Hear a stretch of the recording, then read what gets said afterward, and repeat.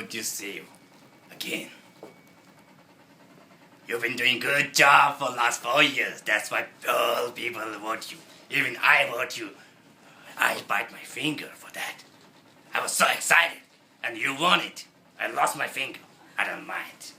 You've been doing great jobs. Me and my people, Caribbean. Not the Caribbeans of Caribbean. No. What I mean, Paris of Caribbean. Not Paris of Himalaya. You've been doing good job for the world, but then you're missing one country, which is most important. A peaceful country. You know whom I'm taking. There you go. Now you're leaning back thinking. You know that. Tibet. My favorite country. A country of peace. Country of religion. But this crazy shit government, Xi Jinping, is ruining Tibet.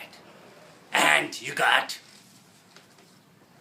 4 more years be the change for Tibet. 4 more years. And after that, we can have a party, big party. Come to the Himalaya. With my Caribbeans.